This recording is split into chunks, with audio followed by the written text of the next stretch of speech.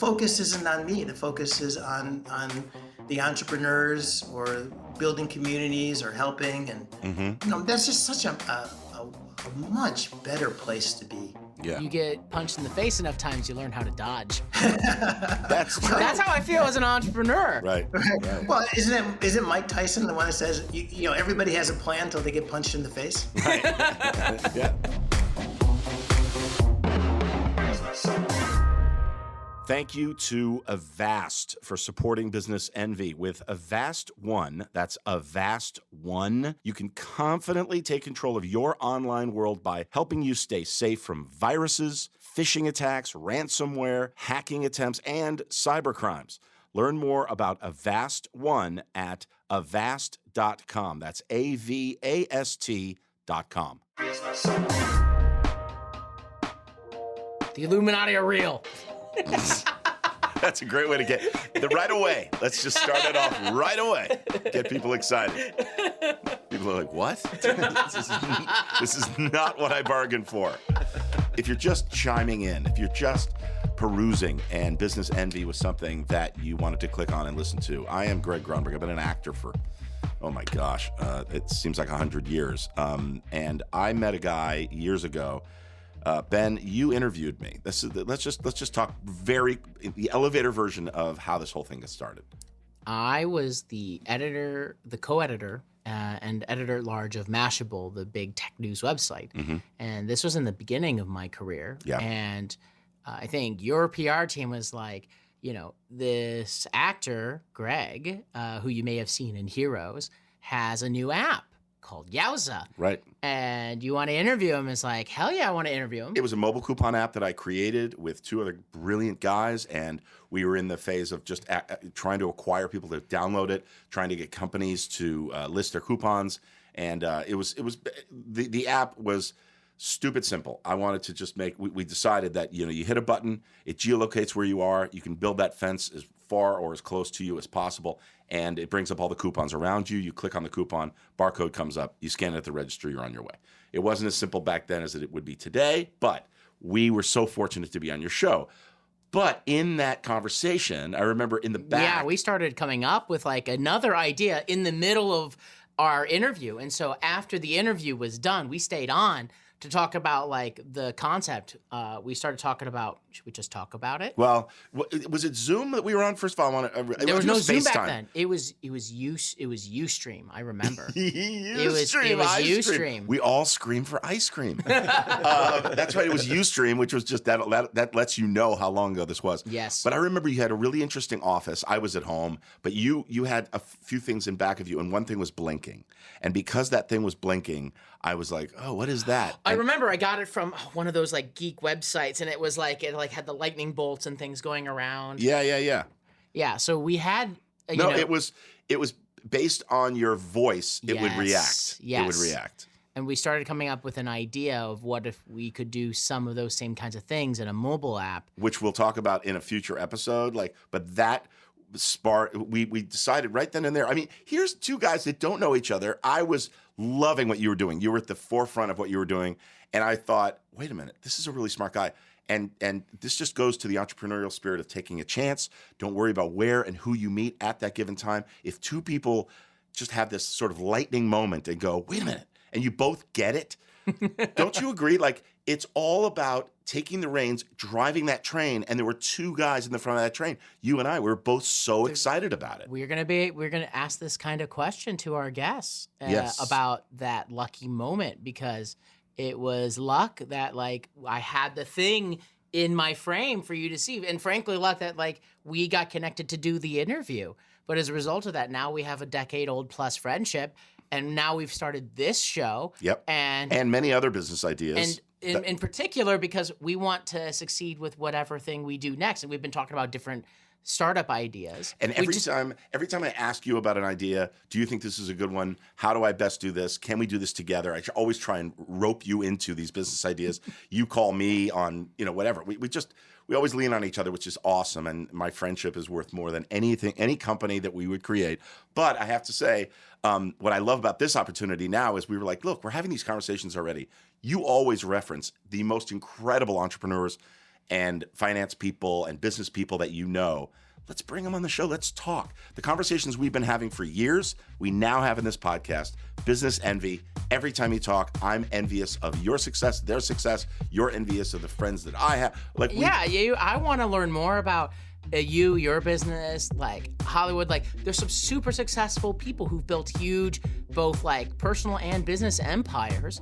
There's so much that you and I and the audience, we all have to learn from all of these people, and that's what we're trying to do here. This is Business Envy.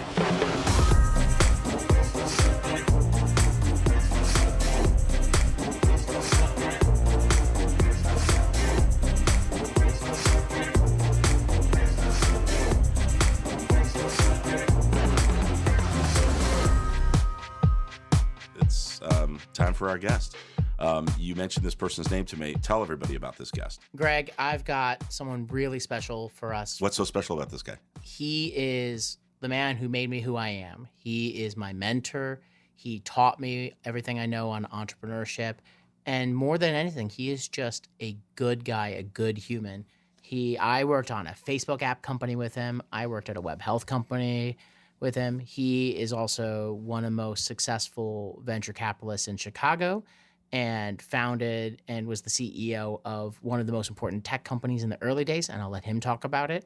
And he just came out with a book specifically for founders on how to sell their companies. Ooh. Because he has so much experience with that. And so he's been on book tour, and I'm really glad that we were able to snag him because he's been very popular recently as a result. Well, clearly he's not in Hollywood if he's a good guy. I can't wait to meet him.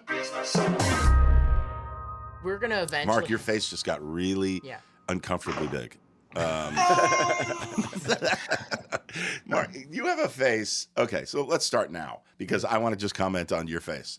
You have a face that I want to be in business with. I want to trust. I know you're just a ruthless tyrant. You're a business guy that just takes advantage of everybody you meet. No, but you really have a wonderful face. I hope your kids and everybody in your life looks that way. Well, I don't know how do you respond to that? But any way you want. You say my face is excellent. No, I'm an Thank actor. You. I use so much beautiful creams. Right, you definitely moisturize. That's for sure. So definitely moisturize.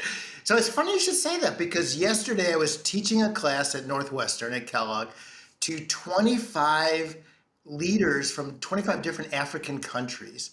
And at the end of the class, somebody came up to me and said, "You are the kindest, most you exude kindness." I was like, that's 2 days in a row. It's like, really? You know what? Kind of. That is, I mean, and I'm not patting myself on the back, but I've heard that too. The characters you play, very similar to who you are, whatever. That's got to be one of the best compliments someone could possibly give you. Don't you think? Of course. Yeah, of course. Yeah, it's great. And to be clear, everyone, this is the first time Greg and Mark have ever met each other. Mark and I have known each other for well over a decade. As Mark, and I'll let Mark, you have to introduce yourself. We call it the origin story. We want to hear your origin story, but to give some quick context, Mark is my mentor. You know, Mark and his business partner, Troy Heinekoff, taught me entrepreneurship. And my first job out of college was working for Mark. And so he's had an incredible career that I can't even go and list. So I'll let him go and do that. But teaching someone entrepreneurship, when someone says, "What do you do?" when you say, "I'm an entrepreneur," it is such a bullshit term. I look at it and I go, what does that mean? It's so vast. I understand it now from my experience, but don't you, it's like, is that specific? Like, I'm going to teach you how to be an entrepreneur. It's a very, do you know what I'm saying? It's a tough. Yeah, it's a really tough, you're absolutely right, because it's such a broad topic, but there are skills like empathy, right? There's skills in terms of listening, learning, listening to your customers, learning about your partners, problem solving, integrity, talking about values. We don't talk enough about values and integrity in business, which I think is really important. A sense of humor, having fun. There's lots. It's a huge canvas And there's actually a lot of life skills that we can talk about in that canvas. That's so true. By the way, from my world, I'm an actor. I've been an actor forever. And you look at a director, and there are specific skills, technical skills you need to know. How am I going to get this shot? But it all comes down to your people skills. If you cannot communicate to your crew or to the other actor and get the emotion you want from them, and by the way, be a sniper. Be economic with your words. If you go on and on, I'm sure it's the same in business, and I found that in business, in my limited experience. If you're going on and on and on, people just get lost. But then there's also being too specific and just, I get in this mode where I'm in, and you might have this. You get home, and you have to switch off. You have to be in family mode. You can't be in this is what I want, boom, and get. You got to be. It's a whole different way of acting, and there's a balance, I think, between the two, don't you? Oh, of course. But it's at the end of the day, I have a framework that I use, sort of how I manage my life, and it's joyful innovation. So what I really care about is not only innovation, but it should be fun, right? Like, as difficult and hard as life is, Yeah. and it is, right? But it should be fun. And building communities, I think it's really important. We're our brother's keeper. That building communities is a really important aspect of how I incorporate in my life, and teaching empathy and listening skills. And I do that through helping all the work I do, helping entrepreneurs and investing entrepreneurs, and my teaching at Northwestern and other places. And all the nonprofit work I do, and sitting on boards, and I think the nonprofit part of the world is really an important aspect of giving back. And so, yeah, I agree. It's a blend. Do you have a lot of this stuff in your new book? Do you touch on that? We got to go into your background, because there's a lot to cover here. Yeah, so let's do that. How did you guys meet? You tell the story. Well, how did we meet? I think we met through Troy, didn't we? We did meet through Troy, through your business partner, Troy Heinekoff, who ran Techstars Chicago and co-founded Math Venture Partners with you. Right. Well, and also I was his lead investor and chairman of the board of Sure Payroll, one of his companies. That's how Troy and I met. So Ben, I think you were a student of Troy's, and Troy and I we're messing around on Facebook when it first opened up, and you were still a student, and we got you as an intern, and you were helping us launch a couple Facebook apps. And then when you graduated, I brought you into a company I was running. That's awesome. Yeah. There's just a side note. This Facebook app was called Friend Quilts, and you could upload photos and create mosaics in the early Facebook app days. And there were people using it, and it was cool. But as I have learned over time, you gotta be careful when platforms change the rules. Now, the way I look at your face, and I trust you. How did you trust that face? Ben's face, I would be extremely weary of. Well, this is where the age differential, I became a father figure in a sense. And, we worked together, and I got to know Ben, and Ben is just such an incredible human being. Yeah.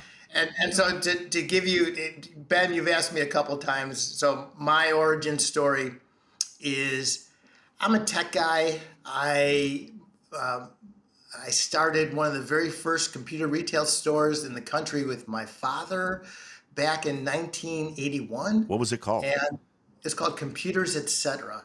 It was a retail store. Wow. And we built it up and turned it very successful.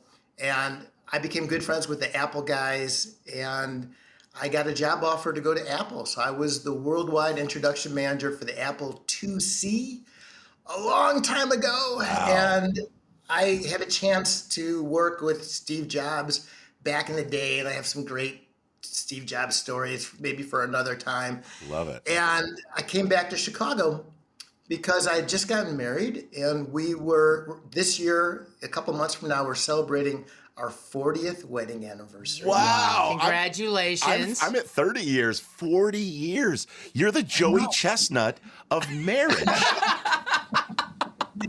Just throw another hot dog down the pipe. Congratulations. That's fantastic. Yeah, thanks. Yeah, my wife's put up with me for 40 years. But my wife didn't like California, and she said, if you want to stay married to me, I'm going to be in Chicago, because she came from a large Jewish family in Chicago. Yeah. It's like all her friends and family were there, and I went, well, okay. So I came back to Chicago because family comes first. Yep. And I became an entrepreneur, and I started 4 different companies. The first one did okay. We built the second product ever for Windows 1.0. And I built that up and sold it and took in venture capital. Before there was any venture capital in industry, this was 1987. And then my second company was an educational software company that failed miserably. And one of the things that we don't talk about a lot in these kinds of conversations is failure. Yeah. And that's, I have a lot of scar tissue. I've made a ton of mistakes. Don't you think that that's true of any successful entrepreneur, though? I really believe it. It's you have to be willing to fail and learn from your mistakes and move on. Yeah, that's absolutely right. And I have an insane tolerance for risk. And I talk to entrepreneurs all the time and talk about co-founders. Like my wife, she had her dad had the same job for his entire life. If I had the same job for my whole life, she would have been thrilled. I put her through misery.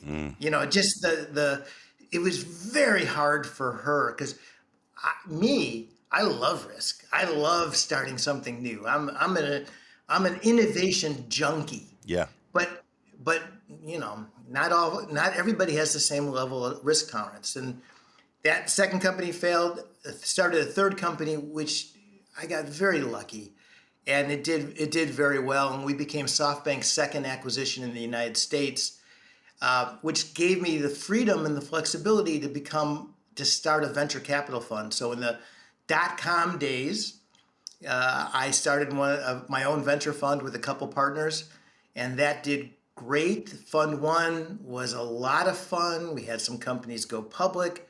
Fund 2, we closed in January of 2000, right before the .com crash. That wasn't so much fun. and I'm proud to say that 13 years later, we were in the top quartile of venture funds of that vintage, which meant nothing other than we got our LPs their money back. Can I just say, I like calling venture funds like a vintage, like a wine. Like it's like it's a 2000 vintage venture fund 2. Right. It was a good year for funds. It was a bad year for funds, but it was the best of the bad year. Right. There was drought. So, and then I went back and became an entrepreneur, and I helped co-found a healthcare educational software company. She did great. It ended up being a very big success. And then I took a job. When I was 50 years old, I became the chief innovation officer of RedBox. You know RedBox, the movie kiosk? Of course, yes. Yeah. So wait, where was RedBox in? Because you literally look 30. So when you say 50, I don't know how long ago that was. So when? Oh, that was. I'm 64. No way. Are you kidding me? I mean, people that are listening to this and not looking at that face, I can't honestly. What do you do? What do you? Is it ranch dressing that you lubricate yourself? What is going on? Thank you all for tuning into Skin Envy. Oh my God! Sorry to be such a fan of your face, but my God, face envy. Well, maybe we should have dinner. but. So my joke is, it's okay. So it's nice now. Yeah. I know I look much younger than my age, but when it really mattered, when I was in high school, I looked like I was 10 years old. Yeah, that's true. I couldn't get a girl to look at me if my life depended on it. I with all your success, I bet you still have a fake ID. Let me ask you though, where was I get carded. I know. That's what I'm saying. But let me ask you, where was RedBox? Because like my view of RedBox, I look at RedBox and I go, okay, outside of 7-Eleven, there was this RedBox, and you would get the videos and you return them. It's sort of, and now RedBox is, from what I understand, just massive. Oh, it's gone? Well, no. It over the course, it was massive at its height. So I was part of the early days of RedBox, and I left in 13. I left at the beginning of 13, so almost 10 years ago. And in its day, over 1/3 of all U.S. households rented a movie from RedBox. Wow. Oh, wait. I have a great. All right, I Tell have a us. great trivia question. This is a great trivia question for you, which is between 2005 and 2015. Yeah. If you think of every single movie ever made in that time period, what was the number one best rented movie? And remember, 1/3 of all U.S. households. So we're talking about 80 million rentals a month.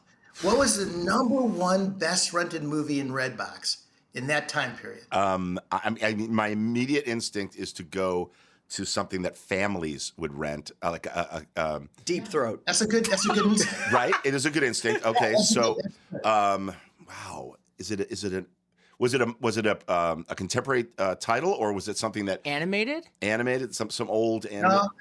No, I'll cut to the chase. Okay. So if you want to know America, if you want to understand why we are where we are today, Oh, wow, we're It's too gonna be a deep. great title. Paul Blart Mall Cop. That's incredible. Paul Blart Mall Cop was the number one best rented movie. Think of every blockbuster, Oscar winner, Yes. Disney, right? Star Wars, Yeah. right? Incredible. I'm sorry, Paul you were Blart. not number Oh one. my God! And number 2 was Ernest Goes to Camp. I mean, like, that's what we're talking. That's crazy. Wow. Now, wasn't Redbox going to start doing the sort of Netflix model of creating their own Yeah. content? And have they done that? Did you do that back then, or did you see the cliff and said, "I'm getting out of here"? Well, it's a big boys game. Yeah. Right? And it takes a lot of money. And so the challenge for Redbox, and this is really interesting from a business perspective, Redbox was bought by a company called Coinstar. And the Coinstar board of directors, very old school, slow growth. Yeah. Redbox went from 100 million to 300 million to $1 billion to $2 billion. Redbox was just going through the roof. But Coinstar was growing 5% a year. Mm-hmm.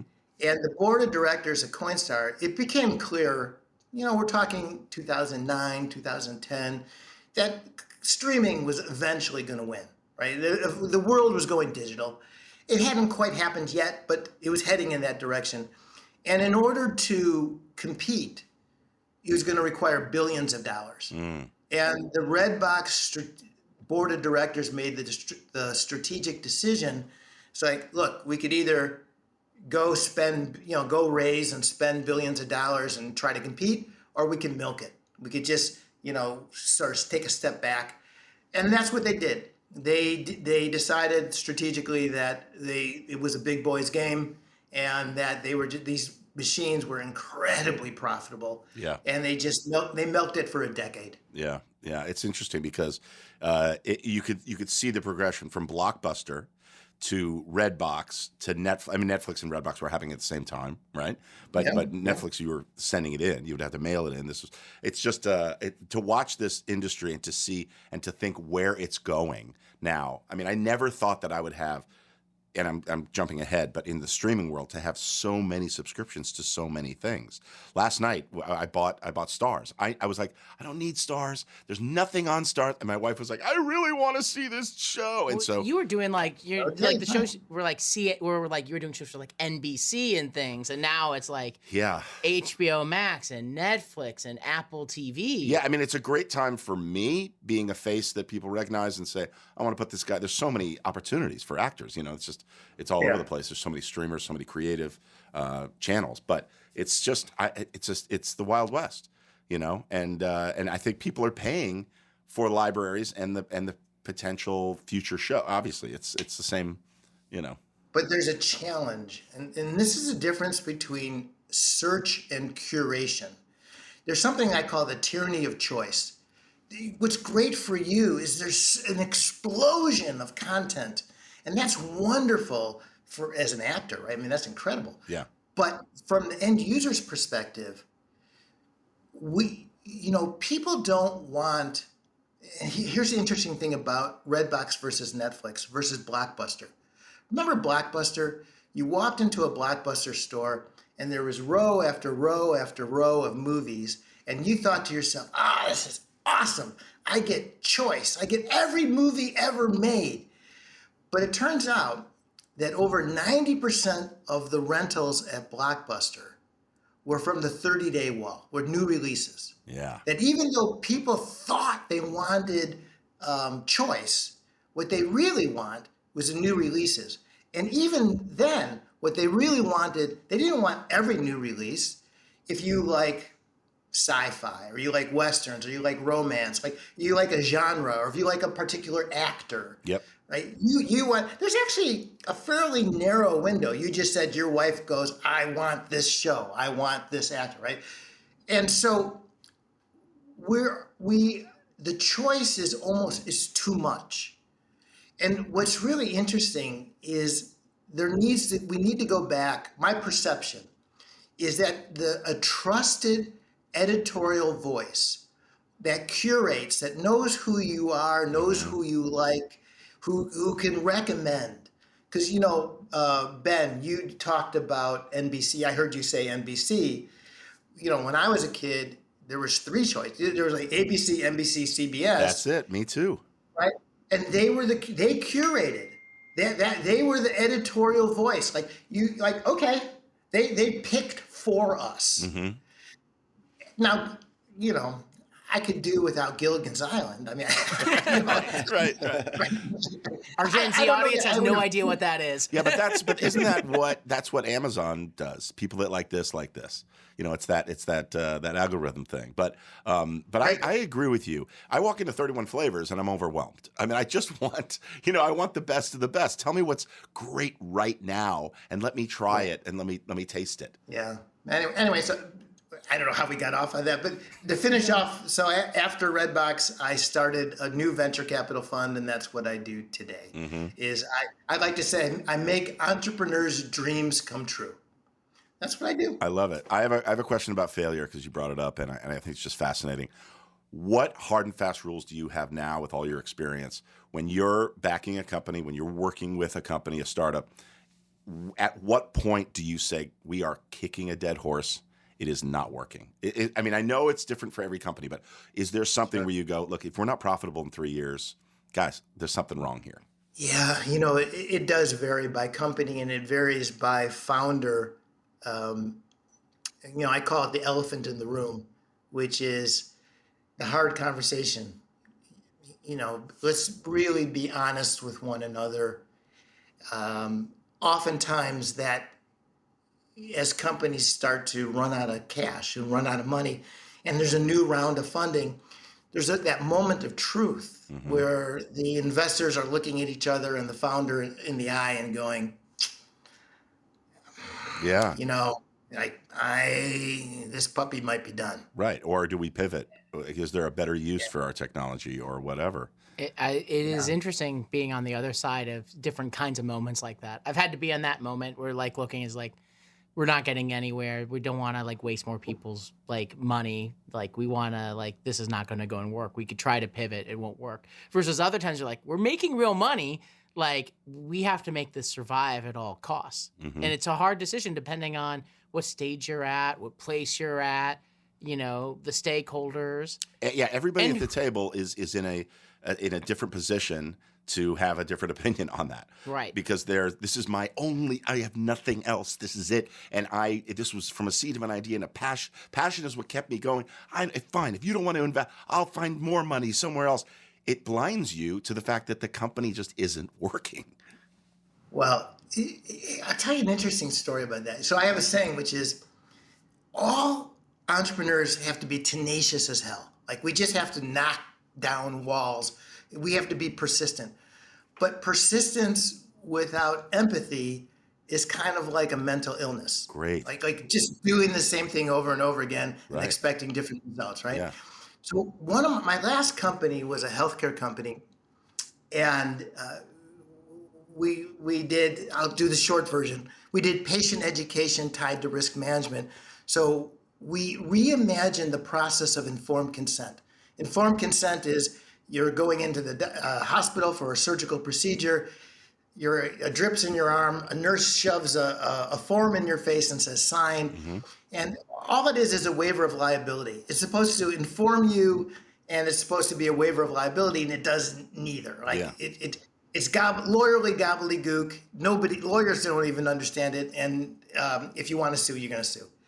So we were game developers, and we decided to take game methodology and create a user experience that was loving and friendly and fun, and apply it to educating patients about what they're about to go through and explain to them all the risks and document that.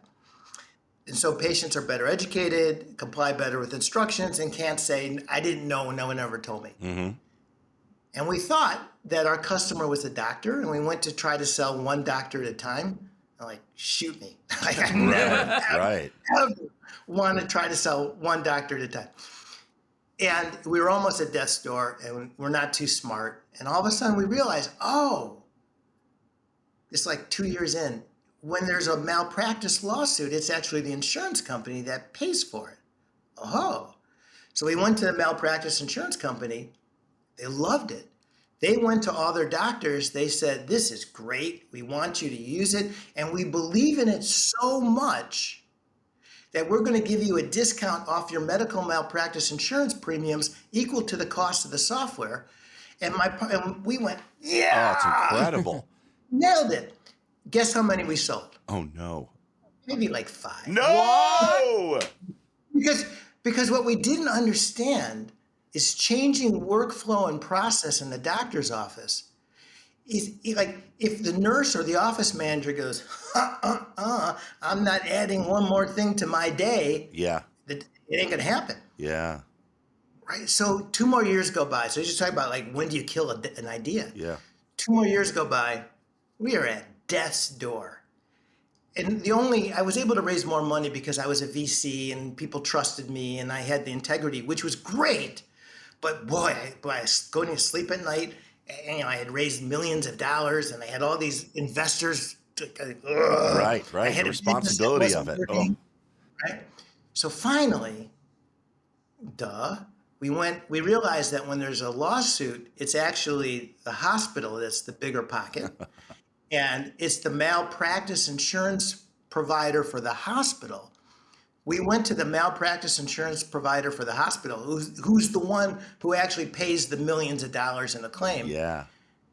They went, well, yeah, we love this. They bought it. Right. The insurance company bought it. They forced the hospital to use it. The hospital forced the doctor to use it. The doctor forced the nurse to use it. Yeah. We had a business. Right. We knew we had a great product. The product was phenomenal. What we didn't understand, we understood the end user. What we didn't understand was the business of healthcare. And I learned from this, follow the money. Like, who really cares and why do they care? And who can force somebody to take an action? And it took us 5 years to figure that out. Right. But once we did, we turned into a big business. Yeah, it's interesting because doctors, a friend of ours, John Bedrosian, started this company called National Medical Enterprises, NME, years ago, and they manage most of the hospitals around the world. And it's like, wait a minute, management? Yeah, because doctors are like creatives. They don't have as strong a business side. They will not pivot. And then you take the people in their office. When you said that, I was like, of course. It was like I created this mobile coupon app called Yowza to get the 15-year-old clerk at the counter to scan a POS and go into their POS system. It was like, what? They grabbed it. Somebody had it on their phone. This was back in the day. And they would take a coupon that they had laying around and just scan that. And I'm like, no, I'm not going to get the credit for it. Yowza's not going to show up as being the app that you turn to. But whatever's easier. It doesn't matter. No, don't tell me. So it's interesting that it took even you 5 years and then finally it clicked. So, I mean, you had chances to give up during those 5 years, it sounds like. Oh, I should have. Even now, looking back, you say that? Well, no, it turned into a really this company sold for a couple $100 million. Oh, I mean, my it God. turned into a big company, big-ish company. That's- But you know, I know. It's hard to know the difference between like you should stop, you should give up, or do something else. Greg, how do you protect your computer? How do I protect my computer? You mean like, do I have a lock on my backpack? What are you talking about? You know, there's two ways you could protect your computer. You could either like encase it in a giant foam bubble, never open it up. Yeah. Or you could put some security software like Avast One on it and not have to worry that you're going to be destroyed by phishing attacks or have your files taken away. Okay, so you're talking about protecting the things that are on my computer. That's the only thing that matters, right? That's true. What's inside my computer, what I have, and what I've taken from computer to computer to computer over the years is so incredibly valuable to me. And I have been attacked a couple of times, and I hated it. So what do? Avast One, that's the powerful suite that I need to get? You add it to your computer, it's Mac, PC, whatever it is. Yeah. You know, it has everything on it. It has firewall, it has a VPN, it has like a scanner to scan through like all your files to like find things. I did like the scanning, and not just did it find like, you know, potential issues, but it helped me actually save a whole bunch of space. In my computer, found all these old zip files that were just taking up space I didn't even need. Yeah. And this is like good maintenance for your computer. Yeah, I played around with it a little bit, and it found a bunch of passwords that were easy to. It was like easy to guess, and that passwords I've repeated a bunch of times. It's like you forget how easy it is to figure out, you know, the complicated nature of your password. It's not that hard, but that's just password. So is this for personal use, business use, everything? It's for everything, but this is like something that every computer should have on it. And Avast, they've been around for 30 years. They have 435 million people using them. They are the experts at this. 435 million people cannot be wrong. These people are protected. You don't want to be outside of that group. Neither do I. So learn more about Avast One at avast.com, avast.com. I can see in the background, strategically placed, your book, several of your book, which is about the exit and about like, you know, ideally getting to acquisition, whether it's super huge or not super huge. What's your book called? So everybody knows. It's called Exit Right: How to Sell Your Business, How to Sell Your Startup. Oh, that's great. I mean, that's exactly what we're talking. Well, not exactly, but it's. I think everyone listening wants to know how the hell to sell their business or a business. I want to know when. Let's start with when, because this hockey stick that everybody refers to, that hockey stick moment, you're not waiting until you plateau, right? I mean, how do you know when is the right time to sell? Yeah, we call that the local maximum. But actually, before we talk about when's the right time, let's talk about why. You know, I'm a believer that the CEO is a servant leader. In servitude to your customers. Like, you have to love your customers. You have to love your employees. You know, the job of being a CEO is, there's a greater responsibility than just maximizing wealth for you and your shareholders. And the question is, as you're going through the journey of your company, how are you going to continue to grow and meet the needs of your customers? And what resources do you need? And are you going to be able to do that internally yourself, or might there be a better home? And we actually created a framework that we call FAIR, which stands for Fit, Alignment, Integration, and Rationale. And the rationale is like, how is 1 + 1 = 100? Can you explain to your grandmother in really simple language, like, why these two companies should be together? And if you can create sort of the Jedi mind trick, if you can get this buying company, if you understand the buying company so well that you understand their business, you understand their customers, their product line, their holes, and you can articulate with the buying company a rationale that says, look, if we plug our product into your customer base, we're going to create this, right? A great example that everybody knows is Facebook and Instagram. When Mark Zuckerberg bought Instagram for $1 billion in 2012 maybe? Feels 2011. so long ago. I was completely aside. I was looking up. I was at the party for that Kevin Systrom threw for the acquisition. It was in Vegas. There's a picture of me on TMZ with Adrian Grenier and someone wearing the Dead Mouse hat. I just had the news yesterday. Well, that tells us when it was. That was 2012. 2012. I remember that. But when he bought it for $1 billion, everybody thought, oh my God, Mark Zuckerberg lost it. He's crazy. This is a company with 40 employees and no profits, no revenue. Right. Well, why would he do that? Turns out it's pretty damn smart. Yeah. Last year I think Instagram did like $21 billion in revenue. What people didn't understand. One of the greatest acquisitions of all time. Wow. Right. What people didn't understand was the rationale, which was, look, Facebook wasn't in mobile back in the day. Instagram was killing it on mobile. Instagram was a great way, and their audience was going like this. Yeah. And it was a great way to help Facebook move into the mobile marketplace. And when you took that audience that Instagram built and you monetized it with the Facebook sales engine, then you created a behemoth. That's the rationale. Right. And so the FAIR framework is fit. Is there a cultural fit? Can you sit on an airplane for 5 hours and at the end not want to kill the guy sitting next to you? Yeah. Right. Are the companies to have the same type of culture? A great example is AOL Time Warner, where terrible cultural fit. And it was a disaster, one of the biggest disasters of M&A. Yeah. So culture fit. The next is alignment. Are all the stakeholders internally, your co-founders, your board of directors, your investors, your customers, not only for you on the buying side, oftentimes there's a champion at a large company, maybe it's a product manager, maybe it's a head of sales.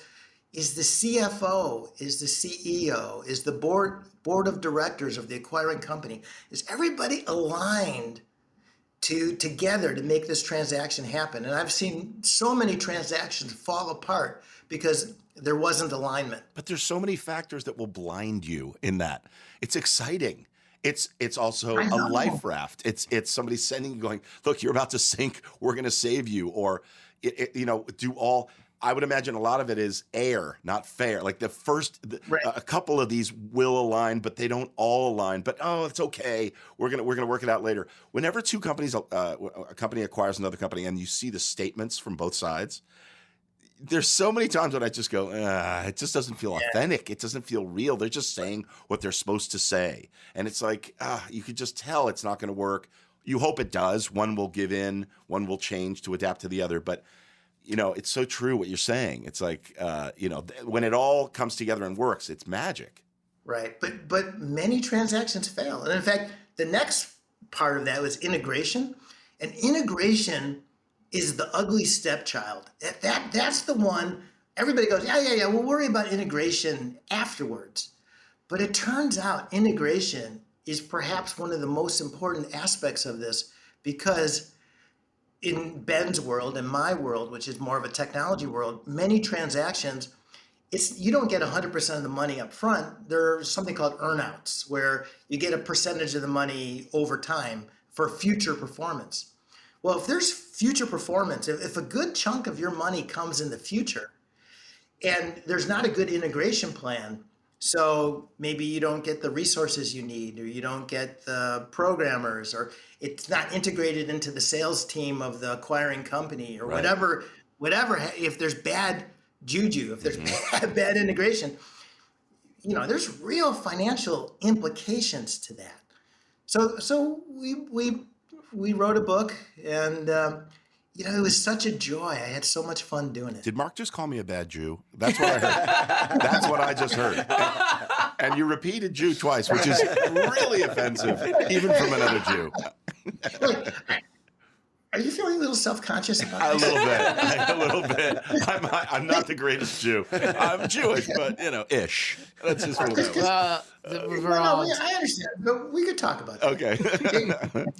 I'm in by proxy from my girlfriend of 4 years being Jewish. There you go. I have now gotten head sequence. You don't have to be Jewish to listen to this podcast. But it doesn't hurt. It doesn't hurt. So right now, tell me about the companies that you are most excited about. I mean, you must have your hands in a bunch of different pies. Yeah, no, we've made over 100 investments in our venture fund. Wow. Yeah, and it's I'm really grateful. I love what I do, and I love helping entrepreneurs, and it's so much fun. It's not picking the right companies, of course, but helping those companies grow and scale over time. That is just so much fun. But at this point, though, do you like hearing you say this? It's like somebody might be listening, going, "Yeah, it's easy for him to say now." He's got all this money, so successful. Did you have these same principles when you started? And if you didn't, would it have made you more successful back then, do you think? Oh, yeah. First of all, I'm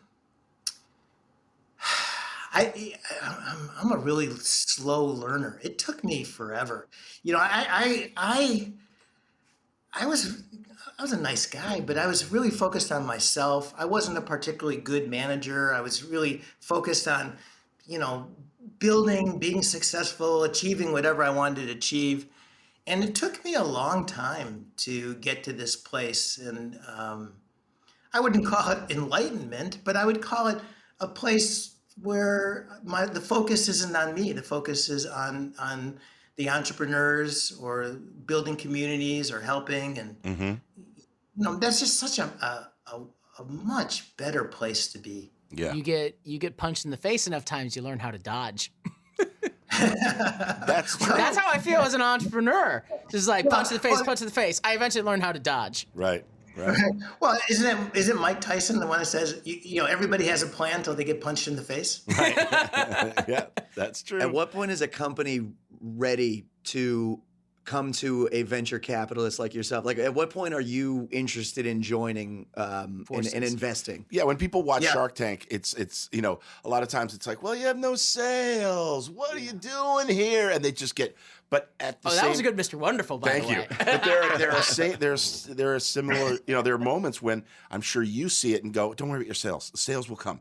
Here's what Right. It's different, right? With every company. It is different, but every investment fund has a different investment thesis. Some invest early, middle, late. Some invest by geography. Some invest by industry sector. Everybody has a different investment thesis. Our investment thesis, we love companies who know how to sell, who have an unfair advantage in customer acquisition, who have leverage in a sales model. And I learned this. I have a lot of scar tissue, right? Going back to that story I told about my medical software company. So I have a saying, which is the greatest product in the world without customers is a great product. Yeah. It's not a business. It's true. And most entrepreneurs are really good at seeing a problem and solving it. And human nature. So human nature is we gravitate towards our strengths and we avoid our weaknesses. And most people are not comfortable with sales. Most people are good at technology, or they're good at finance, or they're good at whatever, but most people don't like sales. And the reality is, so to answer your question, for us, every entrepreneur, every investor is different, but for us, we like some proof points. We like when there are feedback from the market. But what's really important to us is the methodology.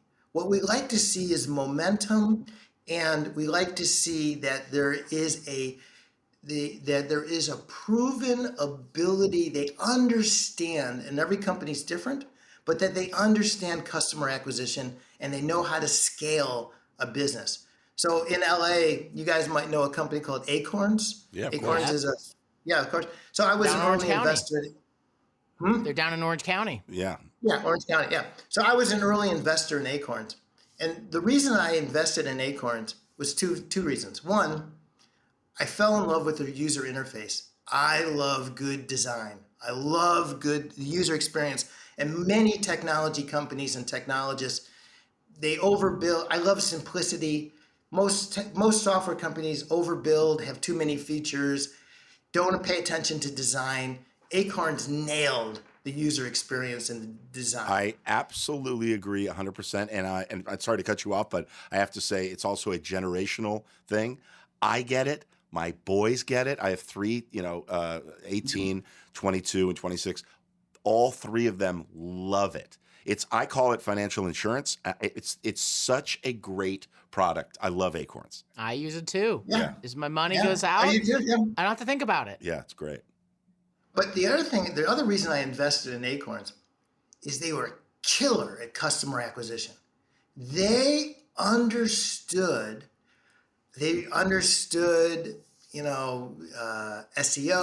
and SEM. They understood partnership marketing. They were just the pros from Dover. Like they were just really good. And I could see a methodology. I understood exactly how they were going to grow and scale this. And so that was why I became an early investor. Okay, so hearing you say that, I know Ashton Kutcher was big in Acorns. Yeah, So yeah. I look at what I did in my little company, Yowza. I was able to go on these talk shows. The marketing side of it, we didn't have to spend a lot of money to get customer acquisition. I got 1.5 million people to download the app. It was free, and it was at the beginning of apps and all that stuff, and people fell off and whatever. But at the same time, it was really easy. Do you like the idea of a celebrity being attached if it's organic? Ashton's very unique because obviously he's just a very good investor. Very good investor, very good entrepreneur. But I'm saying like if because it's something that Ben and I am working on and we're talking about it. I have so many celebrity people that are passionate. It's organic to who they are, and they're looking for a business. And marrying the two is a pretty good idea, I think.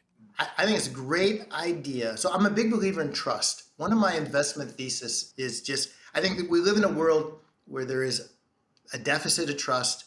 It's really hard to get it. It's really easy to lose it. And so you said the word that I think is really important here is authentic. Yeah. So people can smell when a celebrity doesn't love a product or doesn't believe in a product, right? And so if it's authentic, the great thing about a celebrity is you have an audience. So you have you have the ability to go on Yeah. right. Yeah. Right. And so for that, yay. As long as it's credible and authentic. Yeah. Yeah. I mean, my millions of followers are all in a very small region of Korea. But they're Heroes fans, big Heroes fans, big Star Wars fans. But that doesn't matter. They still have phones and they still purchase. We have to make this a two-parter at some point because we're gonna bring you back on for sure because we started this show in part because Greg and I tried to do an idea over a decade ago and it didn't succeed.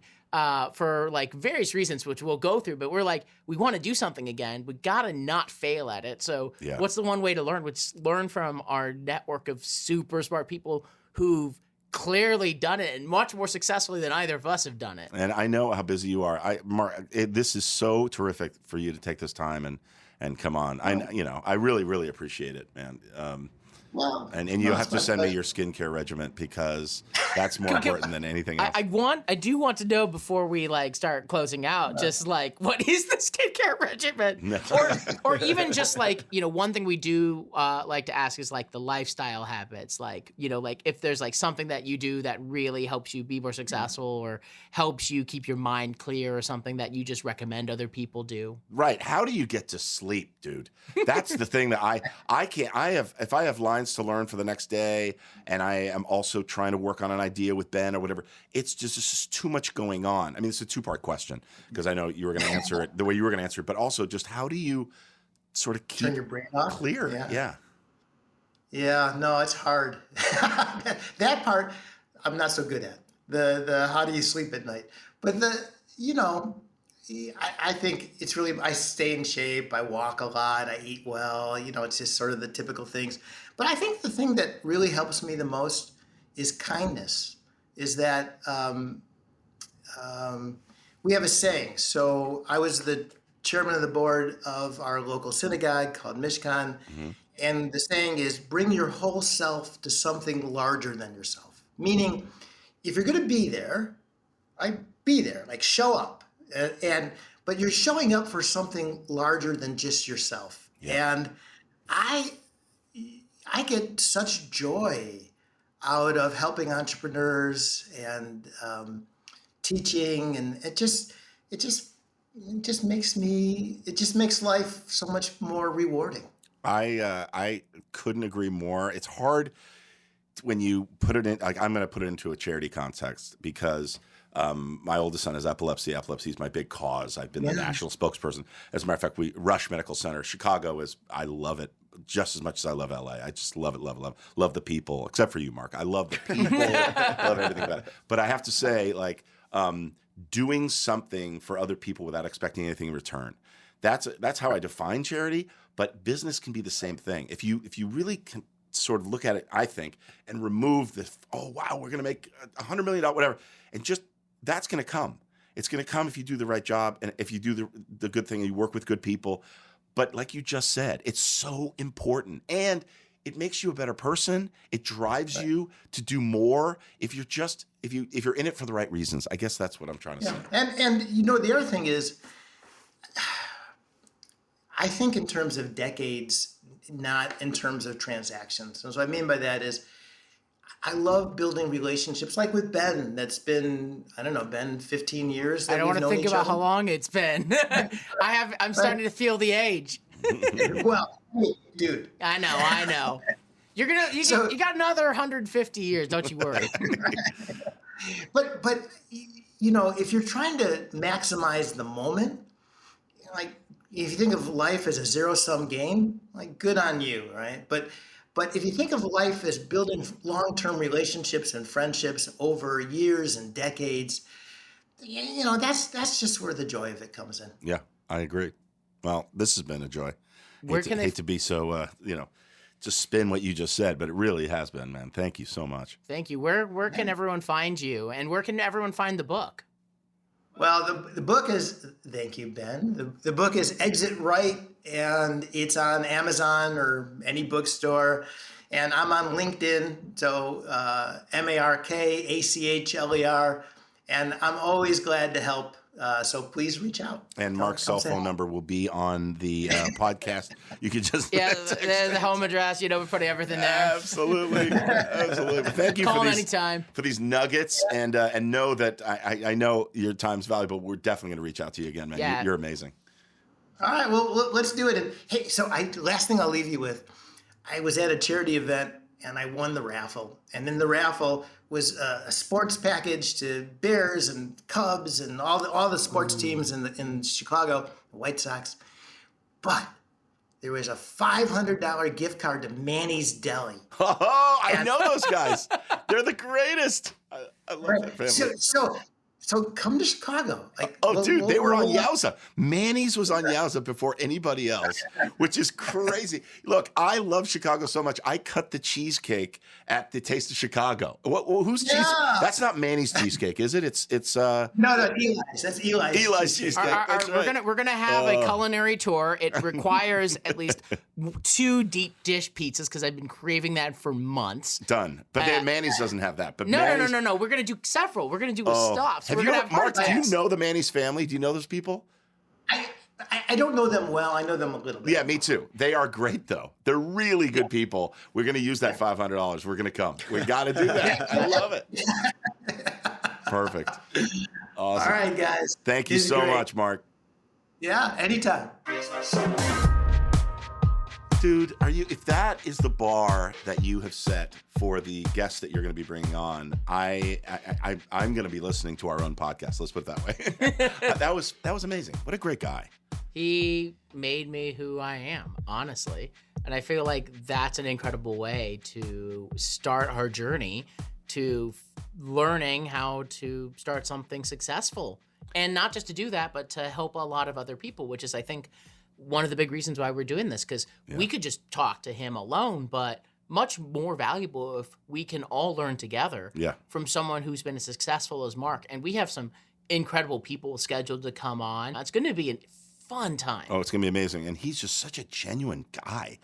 How often do you turn to him for advice? All the time. So his mentorship didn't stop at a certain point. You still... No, it is whenever I need it. Sometimes like you're good for a year. Sometimes I needed to talk to him every single week through like hard times. Right, or through a specific project. Or just anytime I'm in Chicago, I always will go and get like some kind of tasty food with him. That's the most important thing to me.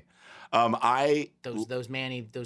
Oh. Yeah, Manny's Deli, dude. Oh, so good. Okay, well, hopefully people are going to glean the same information from all of these people through these. I know I will. And I'm really excited to see where business envy takes us, man. It's not just, it's lifestyle envy. It's this guy is built, and all the people that you're bringing on, they've built their life, not just their business. And they've done it in a balanced way.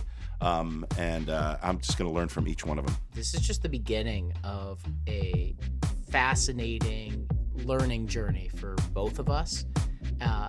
And I cannot wait to see who else we talk to and who comes out of the woodwork as a result. Oh, the next episode is unbelievable. Get ready. Business Envy, hosted and produced by Ben Parr and Greg Grunberg. Music and production by me, Nick Marzak, a Motel Podcast production.